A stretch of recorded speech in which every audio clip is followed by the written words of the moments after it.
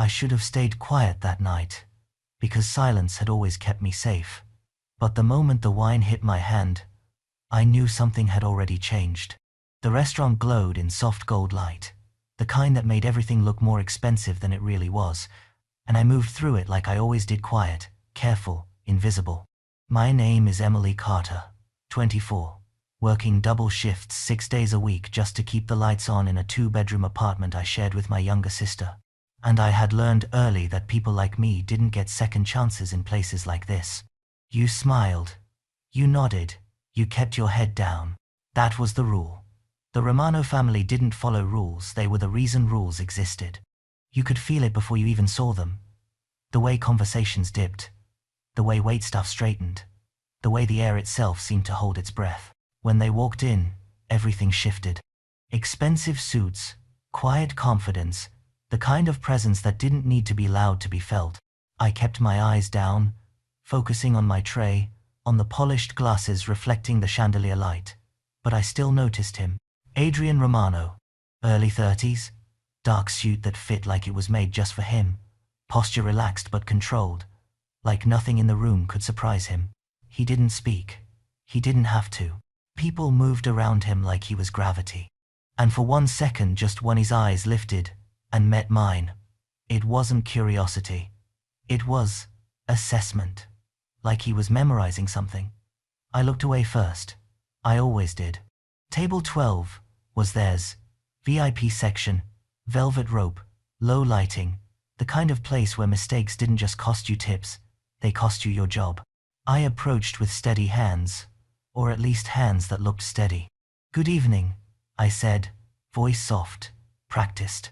"Can I start you with something to drink?" His mother answered before he could. Victoria Romano. Elegant, sharp. The kind of woman who didn't raise her voice because she didn't need to. "Red wine," she said, barely looking at me. "And be careful this time." I nodded. "Of course, ma'am." I turned, walked back, poured the wine exactly the way they trained us Tono spills. No hesitation. Perfect angle. I returned, lifted the glass toward her, and that's when it happened. She didn't reach for it. She didn't thank me. Instead, her hand moved quick, deliberate, and the wine tipped. It spilled straight onto my wrist, warm, dark, staining the white cuff of my uniform. For a second, I thought it was an accident. People make mistakes, even powerful people. But then I looked up, and she was watching me, not surprised, not apologetic, just waiting, waiting to see what I would do. My skin tingled where the wine soaked in, my heart pounding louder than the music playing softly in the background. And I felt every eye in the room shift toward us without anyone actually turning their head. This was the moment, the one where I lowered my gaze, apologized for something that wasn't my fault, cleaned it up, and disappeared back into the background where I belonged. That was what I had always done. That was how I survived. My fingers tightened slightly around the tray. I could feel the weight of it, the balance, the expectation. I lowered my eyes for a second, just a second. And then I heard my sister's voice in my head, clear as if she were standing beside me. "Don't let them make you small." I inhaled slowly, the kind of breath that steadies something deeper than nerves. And when I looked back up, I didn't feel invisible anymore. I held her gaze, and for the first time since I had started working here, I did not look away. The wine was still warm against my skin, slowly dripping down to my wrist, but I did not move to wipe it. I did not apologize. The silence stretched, thin and fragile, like something that could shatter if anyone dared to breathe too loudly. Around us, forks paused mid-air, conversations faded into whispers, and even the soft music seemed to disappear into the background. "Mrs. Romano tilted her head slightly, studying me as if I were something unexpected, something that did not quite belong in the neat little world she controlled.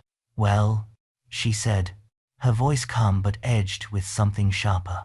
"Are you going to stand there, or are you going to fix your mistake?" My heart pounded once, hard, then again, but my voice, when it came, did not shake. "I would be happy to replace the glass," I said evenly, "but I did not make a mistake." The words landed softly, but they carried further than I expected. I saw it in the way the man at the next table lowered his glass, in the way one of the managers froze near the bar, unsure whether to step in or disappear. Mrs. Romano's expression did not change, but something in her eyes shifted. A flicker of disbelief, maybe even irritation. People did not speak to her like that. Not here, not anywhere. "Excuse me?" she asked, her tone quieter now, more dangerous in its precision. I felt the tray steady in my hands, felt my shoulders straighten without thinking, like my body had finally decided to catch up with something my mind had already accepted. "The wine spilled," I said, meeting her gaze without flinching. But it was not an accident. The words hung there, undeniable and clear. A few people looked away quickly, pretending they had not heard, but the tension only grew heavier. I was aware of everything all at once. The faint clink of glass in the distance, the hum of the air conditioning, the way my pulse seemed to echo in my ears. And then, without meaning to, my eyes shifted for just a second. To him. Adrian Romano had not moved. He had not said a word since the moment it happened. But he was watching. Not his mother. Me. His expression was unreadable, calm in a way that felt intentional, like he was waiting to see how far this would go. When my eyes met his again, something inside me tightened. Not fear, not exactly, but awareness. He was not surprised. If anything, he looked interested. I turned back before I could think too much about it. "Mrs. Romano set her glass down slowly, the soft click against the table echoing louder than it should have. "You are very bold," she said, her voice smooth, almost amused now. "For someone in your position." I swallowed, not from fear, but to steady the weight of what I was about to say. "Respect is not a position," I replied quietly. "It is a choice." For a moment, there was nothing, no movement, no sound, just the weight of that sentence, settling into the room. I could feel it. The shift, subtle but undeniable. Something had changed. Not just in her expression, but in the air itself. And then, somewhere behind me, I heard a chair move. Slow. Deliberate. I did not need to turn to know who it was. I heard the chair move behind me. Slow and deliberate. The kind of sound that did not need to be loud to command attention. And the entire room seemed to react before I even turned, like everyone already knew what that meant, except me. My grip tightened slightly on the tray, not out of fear, but because something about that single movement shifted the balance of the moment in a way I could not yet understand. "Mrs. Romano did not look away from me, but I saw it. The smallest change in her posture, the subtle straightening of her shoulders as if she were preparing for something. Then his voice came, calm, measured, carrying across the table without effort. "That is enough." It was not loud. It did not need to be. The words landed with a quiet authority that settled over the room like a final decision. I turned slowly, and Adrian Romano was already standing. Up close. He seemed even more controlled. Every movement precise, every detail intentional. From the way his jacket fell perfectly into place to the steady focus in his eyes. He did not look at me first. He looked at his mother. "We are here for dinner," he said, his tone even, but there was something beneath it, something that did not invite argument. "Not for this." For a second, I thought she might respond, might push back, but she did not. Instead, she studied him, the same way she had studied me, weighing something I could not see, something deeper than the moment itself. Then her attention shifted back to me, and for the first time since I had approached the table, her expression softened just enough to be noticeable. Not kind, not warm, but different. "You may go," she said, her voice composed again, as if nothing had happened, as if the entire exchange had been nothing more than a passing inconvenience. I did not move right away. Not because I was defying her, but because I needed to understand what had just happened, needed to steady the strange mix of adrenaline and clarity running through me. Then I nodded once, set the tray down on the edge of the table, and reached for a clean cloth. I wiped the spill from my wrist slowly, deliberately, as if finishing the moment on my own terms, not theirs. When I turned to leave, I could feel the weight of every gaze following me, not with judgment this time, but with something closer to curiosity. Halfway across the room, I heard footsteps behind me.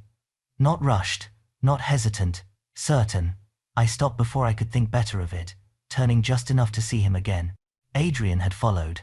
Not all the way, not close enough to make a scene, but far enough that it was unmistakable. He stopped a few feet away, hands relaxed at his sides, his presence still carrying that same quiet gravity. "What is your name?" he asked. Simple, direct, no introduction, no explanation. For a second, I considered not answering. That would have been the safe choice, the familiar one. But something about the way he asked, not as a demand, not as a command, but as if the answer actually mattered, made it harder to fall back into silence. "Emily," I said. "Emily Carter."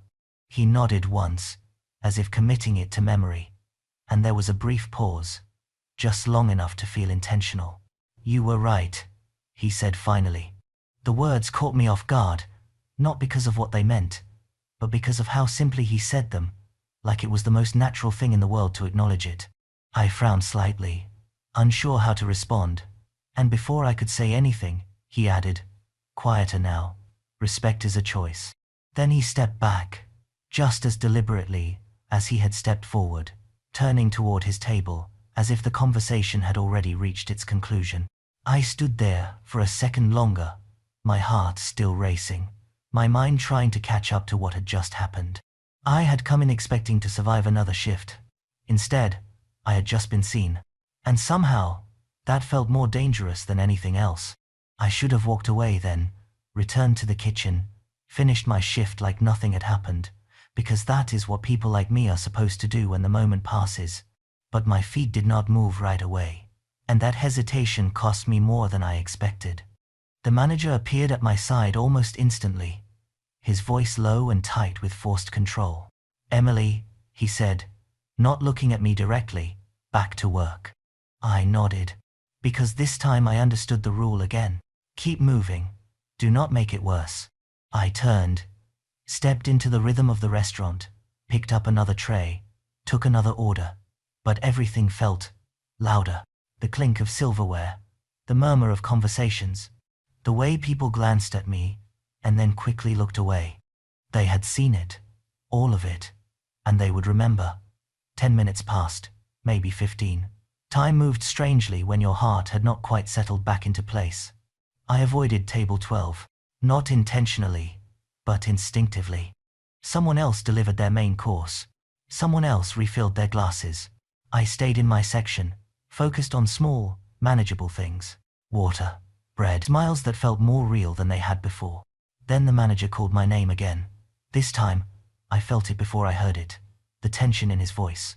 The hesitation. "Emily," he said, a little louder now. "They are asking for you."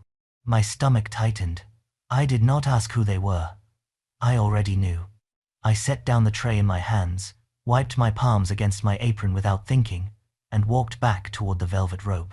Each step felt measured, deliberate, like I was walking into something I could not yet see the shape of. When I reached the table, Mrs. Romano did not look at me right away. She was speaking softly to someone across from her, her posture composed, her expression unreadable again. For a second, I wondered if this was how it would end, with a quiet dismissal, a reminder of my place delivered in a more polished way. Then Adrian looked up, and just like before, everything else seemed to fall into the background. "We are ready to order," he said, his tone neutral, professional, as if nothing unusual had happened between us at all. It should have felt like a relief.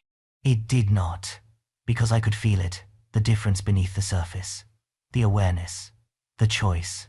I nodded, pulled out my notepad, and met his gaze just long enough to answer. "Of course."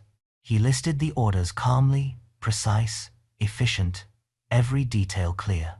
I wrote them down, my hands steady again, my voice returning to that practiced rhythm I knew so well. But when he finished, he did not look away. He held my gaze for a second longer than necessary, just enough to make it intentional.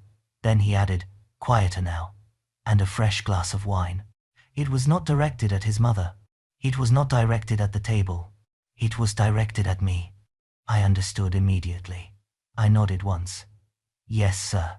I turned to leave, but Mrs. Romano spoke before I could take a step. Emily. My name sounded different in her voice this time. Not sharp, not dismissive, controlled, but measured. I paused, turning back slightly. She studied me again, the same careful way as before. But whatever she had been measuring earlier, she had already decided. Make sure it is the right temperature, she said. Simple, ordinary, but there was no edge to it. No test. Just an instruction. I inclined my head. It will be. When I walked away this time, the room did not feel the same. Not because anything had visibly changed, but because something had. Subtle, quiet, real.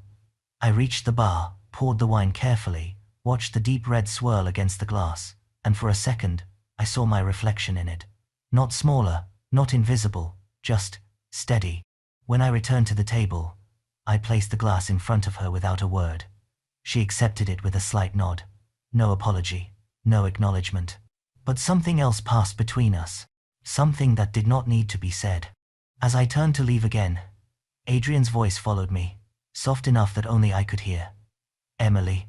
I stopped, just for a moment. Do not go anywhere after your shift, he said. Not a command. Not exactly. But not a suggestion either. I did not answer. I did not turn. I just walked away, my pulse quickening again, because for the first time that night, I did not know if I wanted to leave or stay. I told myself I would ignore what he said, because men like Adrian Romano did not ask for things without expecting them to happen, and people like me did not get involved in expectations like that without consequences, but the words stayed with me anyway, echoing in the back of my mind with every step I took for the rest of the night. The shift dragged on, slower than usual, every minute stretching just enough to make me aware of it. I refilled glasses, cleared plates, smiled at customers who did not know my name and did not need to, but my attention kept drifting back to table 12 without permission. Not to his mother, not to the others. To him? Adrian did not look at me often, but when he did, it felt deliberate, like each glance was chosen, not accidental. It was not curiosity anymore. It was something else, something I could not quite define, but could not ignore either. By the time the last check was signed and the final guests began to leave, the restaurant felt different again, quieter, like the energy that had filled it earlier had slowly drained away. I moved through closing tasks automatically, stacking plates, wiping down tables, counting tips with hands that were steady again but not quite calm. When I checked the time, it was almost 11:30. Later than I had planned. Later than I had promised my sister I would be home. I told myself that was my answer. I would leave. I would go home. I would pretend tonight had been nothing more than a strange shift that would fade by morning. I untied my apron, folded it neatly, placed it in my locker, and reached for my bag. That was when I felt it again. Not a sound, not a voice. Just the awareness of someone standing nearby. I turned slowly, and he was there. Adrian Romano did not belong in the narrow hallway behind the kitchen, surrounded by metal shelves and fluorescent lighting that flickered faintly overhead. The space felt too small for him, like it had not been built to hold someone with that kind of presence. He stood a few feet away, hands in his pockets, posture relaxed, but nothing about him felt casual. For a moment, neither of us spoke. The silence was not uncomfortable. It was intentional. You stayed, he said finally, his voice low, steady. I frowned slightly. I work here, I replied. It was the simplest answer, the safest one. A faint shift in his expression, almost a hint of something that could have been amusement, but it disappeared as quickly as it came. That is not what I meant. I hesitated, then exhaled quietly. I did not think you were asking, I said. He nodded once, like he had expected that answer, like it confirmed something. I was not, he admitted. Honesty, direct, no apology for it. I adjusted the strap of my bag on my shoulder, grounding myself in something familiar. Then what do you want? The question came out more direct than I intended, but I did not take it back. His gaze held mine, steady and unreadable, but there was no pressure in it. No force. Just focus. To understand something, he said. I waited. He took a small step closer, not enough to invade my space, but enough to make the distance between us feel intentional. Why did you not lower your head? The question caught me off guard, not because of what he asked, but because of how he asked it. Not accusing, not challenging, just curious. I looked at him for a moment, really looked this time, at the calm control in his posture, the quiet authority that did not need to be proven. And something in me shifted again, something that had already started to change earlier that night. Because I have done that before, I said slowly. And it never made anything better. The words felt heavier than I expected, like they carried more than just tonight. He watched me closely, not interrupting, not reacting, just listening in a way that felt rare. I continued before I could stop myself. It just made it easier for people to think they could do it again. Silence followed. Not empty, not awkward, just real. Adrian's gaze softened, just slightly, the edge of calculation easing into something quieter. Most people choose easier, he said. I shook my head faintly. It is only easier for them. That was when something changed. Not in the room, not in the moment, in him. It was subtle, almost invisible, but I felt it. The shift from observation to decision.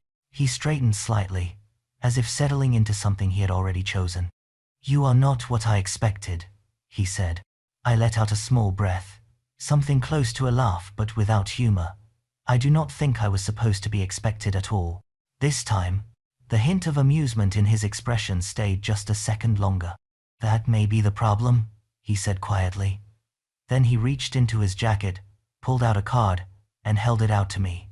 Simple, clean, a name, a number, nothing else. I looked at it, then back at him.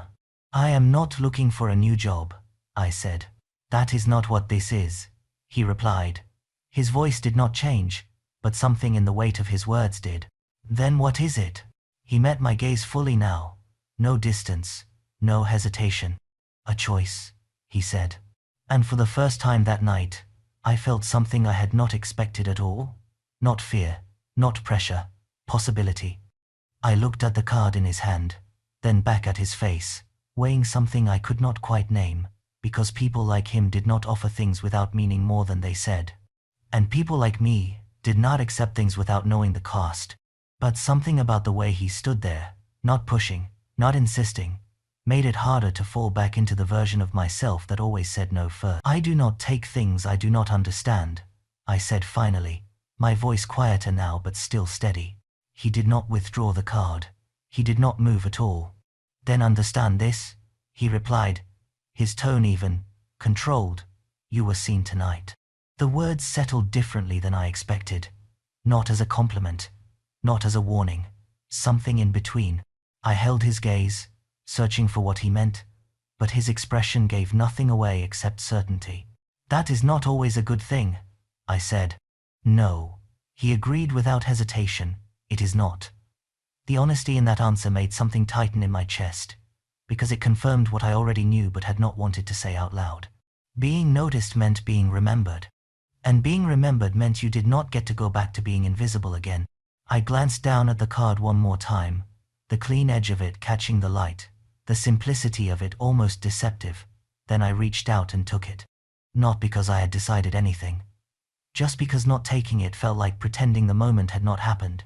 And I already knew that was not true. His hand lowered once the card left it, the motion smooth, unhurried, like he had expected that choice all along. You do not have to use it, he said. Then why give it to me? I asked. He paused for a fraction of a second, as if choosing the answer carefully. Because you will, he said. Not arrogant, not forceful, just certain. I exhaled slowly, slipping the card into my bag, more to end the moment than anything else. You seem very sure about things, I said. I am, he replied. There was no hesitation in it, no doubt. And somehow, that did not feel like confidence. It felt like experience. I shifted my weight slightly, suddenly aware of how late it was, of the quiet hallway, of the fact that this conversation existed completely outside the world I was used to. I should go, I said. This time, he did not stop me. He stepped back instead, creating space, the movement deliberate, respectful, in a way I had not expected from someone like him. Emily, he said once more, his voice softer now, not carrying the same authority as before, but something else entirely. I paused at the edge of the hallway, turning just enough to meet his gaze one last time. Be careful who notices you next, he said. The words lingered longer than they should have, heavier than a simple warning, and for the first time that night, I felt a flicker of something I could not ignore. Not fear. Not exactly. Awareness. Of a world I had stepped too close to without realizing it. I nodded once, not trusting myself to respond, and turned away, pushing through the back door into the cool night air. The city felt different outside, quieter, sharper. The distant hum of traffic blending with the soft glow of streetlights reflecting off the pavement. I walked faster than usual, my mind replaying every moment, every word, every look, trying to make sense of something that refused to fit into anything familiar. By the time I reached the bus stop, I had almost convinced myself it would fade by morning, that it had just been one strange night, that people like Adrian Romano existed in a world that did not overlap with mine. But when I reached into my bag to check my phone, my fingers brushed against the card again, and this time, I did not ignore it. I pulled it out, holding it under the dim light, reading the name printed there like it might tell me something I had missed. It did not. It only confirmed what I already knew. This was not a coincidence. This was not an accident. And whether I wanted it or not, something had already started. I told myself I would not think about him again once I got home, but the city had a way of stretching thoughts into something heavier when you were alone, and by the time the bus pulled up to my stop, the card in my hand felt less like paper and more like a question I had not answered yet. My apartment was exactly the same as I had left it.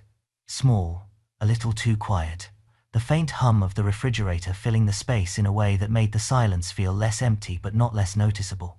I kicked off my shoes near the door, dropped my bag onto the worn couch, and leaned against the wall for a second longer than necessary, letting the day settle into something I could finally process.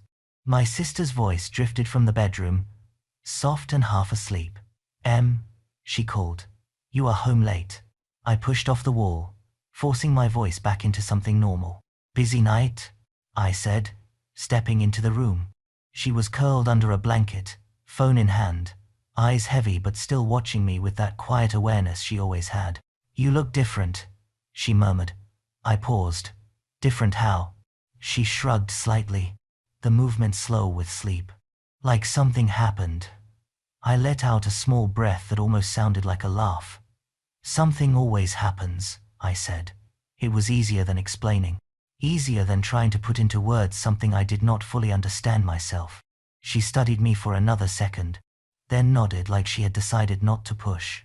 "Do not let people make you small," she said softly, repeating the same words she had told me before, the same words that had echoed in my head earlier that night. I swallowed, feeling them land differently now. "I will not," I replied. She smiled faintly, already drifting back towards sleep, and I turned off the light before stepping back into the living room. The quiet returned immediately. I moved through my routine without thinking, grabbing a glass of water, setting it on the counter, staring out the window at the city lights stretching into the distance. From up here, everything looked distant, manageable, like nothing could reach me if I just stayed in place. But my hand drifted back to my bag anyway. I pulled out the card again, holding it between my fingers, tracing the clean edges like I could find something new in it if I looked long enough. Adrian Romano. The name did not come with explanation. It did not need to. The weight of it was enough. I told myself I would put it away, that I would forget about it, that tomorrow would be another shift, another night, another routine that would pull me back into the version of my life I understood. But instead, I set it down on the table in front of me.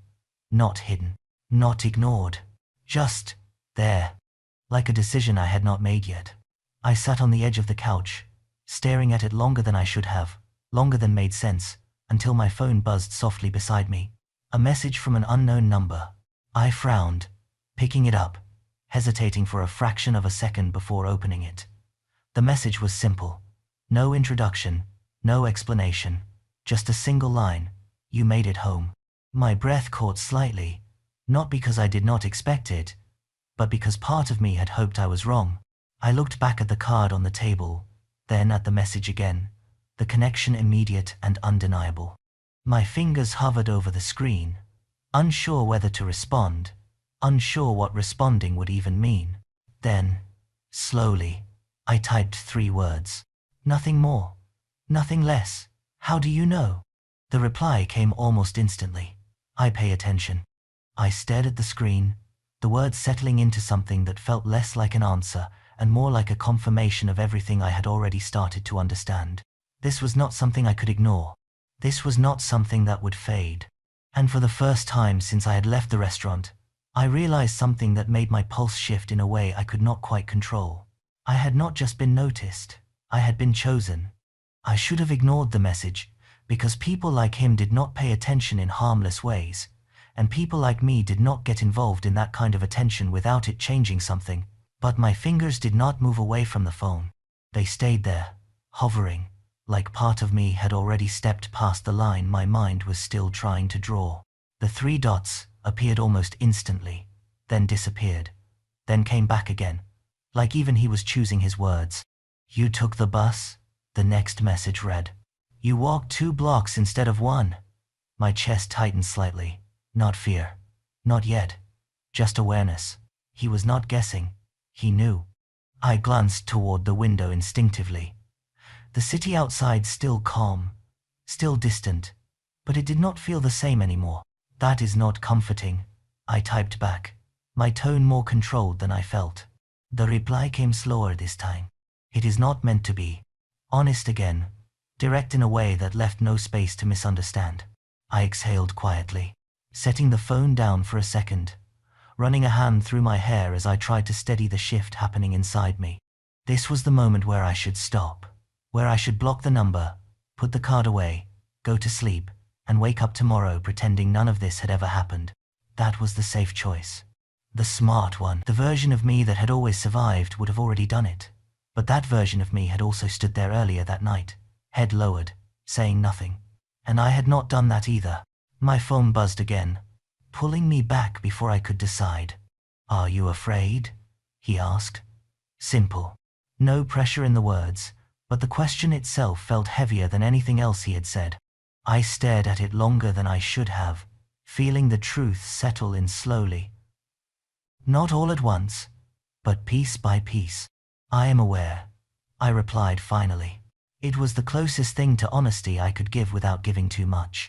There was a pause after that, longer than before, and for a second I wondered if I had said something wrong, if I had pushed too far into a space I did not understand. Then his reply came. Good. Just 1 word. Not reassurance, not dismissal. Something else. Something that felt like approval. I leaned back against the couch, the quiet of the apartment pressing in again, but this time it felt different. Like the space around me had shifted in ways I could not see but could still feel. What do you want from me? I typed, the question direct, because anything less felt pointless now. The answer did not come immediately. When it did, it was not what I expected. Nothing you do not choose. I read it twice, then a 3rd time, trying to find the catch in it, the part where the meaning changed, but it stayed exactly the same. That was what made it more dangerous. Choice meant responsibility. It meant I could not blame anyone else for what came next. My fingers rested on the screen, the weight of the moment settling deeper than before, and for the first time, I realized this was not about him anymore. It was about me. About whether I stayed where I was or stepped into something I did not understand. I glanced at the card again on the table, then back at the phone, the connection between them clear now in a way it had not been before. Then why me? I asked. This time, the response came without hesitation. Because you did not lower your head. I closed my eyes for a second, the memory flashing back, the wine, the silence, the choice I had made without knowing where it would lead. When I opened them again, the room felt smaller, not physically, but in the way possibilities can make everything else feel limited. I picked up the card once more, holding it between my fingers, then looked at the screen one last time. "And if I choose to walk away?" I typed. The reply came slower, deliberate, like he was giving the answer the weight it deserved. "Then you walk away. No threat, no pressure, just certainty." I sat there in the quiet, the city stretching beyond the window, my life exactly as it had been just hours ago, and yet completely different, because now I understood something I had not before. The moment you are given a real choice, staying the same is no longer as simple as it used to be. I did not sleep much that night, not because I was afraid, but because my mind refused to settle into something simple again, and by the time the first light slipped through the window, I was already awake, staring at the ceiling like it might offer answers it did not have. The card was still on the table where I had left it, exactly the same, but it did not feel the same anymore. It felt heavier now, defined, like it carried something I had already started to accept without saying it out loud. My sister was still asleep when I moved quietly through the apartment, getting ready for another shift, another day that was supposed to feel normal again. I told myself it would. I told myself routine would fix it. Coffee, bus, work, the same pattern that had always worked before. But as I stepped outside, the air felt sharper, like I was noticing things I used to ignore. The distance between buildings, the way people moved around each other, the subtle awareness that I was not just part of the background anymore. I kept walking. The bus ride was quieter than usual, or maybe I was just listening differently. Every stop felt slower. Every glance from a stranger felt more intentional, even when it probably was not. I kept my phone in my pocket this time. I did not check it. I did not look for messages. I did not need to. The conversation from the night before had already settled into something that did not need repeating. When I arrived at the restaurant, everything looked exactly the same. Same lighting, same polished surfaces, same quiet tension behind the smiles of the staff. But the moment I stepped inside, I felt it again. That shift. Subtle, but real. People looked at me differently. Not openly, not enough to be obvious, but enough that I noticed. The manager gave me a quick nod, more cautious than usual. A coworker paused for a second before speaking, like she was choosing her words more carefully. They had all seen it, and they had not forgotten. I tied my apron, slipped back into the role I knew so well, but it did not fit the same way anymore. It felt thinner, like something underneath it had changed, even if everything else looked the same. The lunch rush came and went, steady and predictable, grounding in a way I almost needed. Orders, plates, smiles. The rhythm of it pulled me back just enough to breathe normally again. For a while, I almost believed I could leave it behind, that whatever had started the night before would stay there. Then the front door opened. I did not need to look to know. The room reacted before I did. Conversations dipped, movement slowed. That same invisible shift moved through the space like a quiet signal. I kept my eyes on the table in front of me, finishing what I was doing, refusing to turn immediately. Because this time, I had a choice about how I faced it. When I finally looked up, he was already inside. Adrian Romano moved through the room the same way as before. Controlled, deliberate, the kind of presence that did not demand attention, but received it anyway. But today was different. Today, he was not here with a group, not with his mother, just him. And he was not looking around the room, he was looking at me. Direct, certain, like he had not come here for anything else. My pulse shifted, not faster, not slower, just aware again. Of him, of myself, of the space between us that suddenly felt smaller than it should have. He did not stop at the entrance. He walked straight toward me, each step measured, each movement intentional, until he was close enough that I could hear the quiet sound of his breath when he spoke. "Good morning, Emily." Simple, calm, like this was normal. Like yesterday had not changed anything. But it had. I held his gaze, steady, not lowering it this time, not stepping back, not pretending this was just another customer. "Good morning," I replied, my voice even, controlled, matching his tone without trying to. There was a brief pause, just long enough to feel like something important had already passed between us without words. Then he spoke again, softer now, but no less certain. Walk with me. Not a command, not a request, something in between. And for the first time since this had started, I did not immediately think about saying no, because now, I understood something I had not before. Some choices do not feel like leaving. They feel like stepping into something that has already been waiting.